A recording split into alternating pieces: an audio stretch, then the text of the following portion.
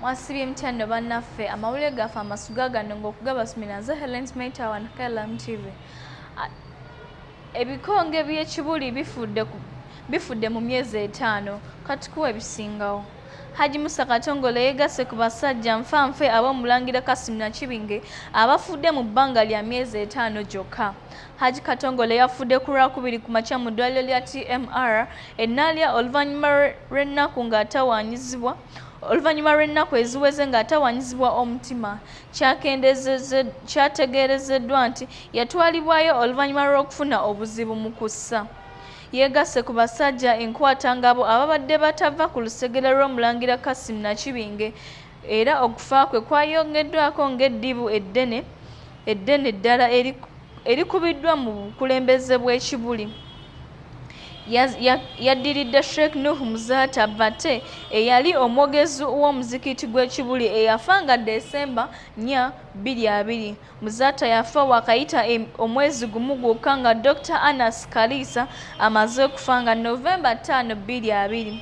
Muzaata ne Kalisa nabo bali mukono gwa ddyo gw'omulangira Nakibinge. Dr. Kalisa yava mu ofiisi enaggulu n'adda mu maka ge okuwummulamu ng'enkola ye bwe yalinga bamusanga mu buliri ng'afudde.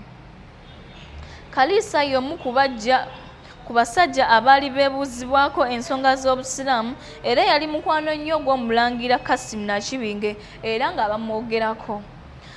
bamwogerako ng'omusajja anywerera ku kigambo kye nga teyeerya ntama. Nga wayise omwezi gumu gwokka nga Desemba 4, 2020, ab'e Kibuli baabika Sheikh Nuhu Muzaata eyafiira mu ddwaliro lya HK gye yali amaze ebbanga ng'atawaanyizibwa obulwadde. Muzaata yali omwogezi w'e Kibuli yali amanyiddwa nnyo olw'okwogera ebigambo ng'era nga tabirumamu. Omulangira y'omu ku bantu be yali yasinga okwogera amazima okulwanira obusiraamu. Ekituufu ekyatta Muzaata n'okutuusa kati abamu bakitankana kyokka Lt. Gen. Proscovia Nareiso yavaayo n'ategeeza nti yafa korona wadde aba minisitule y'ebyobulamu baali tebaagala kwogera mazima. Mu kusabira omubiri gwa Muzaata, Supreme Mufti Sheikh Siriman Kasule Ndirangwa yatulikira n'akaaba. Omulangira Nakibinge yalemwa okubaako ky'ayogerako olw'ennyiike gye yalimu. Okufa kwa Muzaata kwaddirira okwa Haji Nassantege Sebagala eyali amanyiddwa nga Nyoseya. Sebagala naye yafiira ku IHK nga Septemba 26.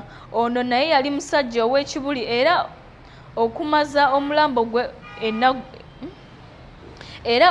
omulambo gwe ku ngulu nga bategeka enkola ey'ekiraamo kyaleka kyanyiza ab'e Kibuli. Supreme Mufti Ndirangwa n'atuuka n'okubawa ekiragiro bamuziike kubanga kye baali bakola kyali kimenya mateeka ag'Obuyisiraamu. Abalala baafudde ku myezi 6 okuliko Sheikh Muhammad Kayira yafiira mu maka ge e Masajja mu Novemba oluvannyuma lw'okulwalira akabanga akawerako. Haji Ahmed Musisi abadde nakyewa mu muzikiti gw'e Masaka.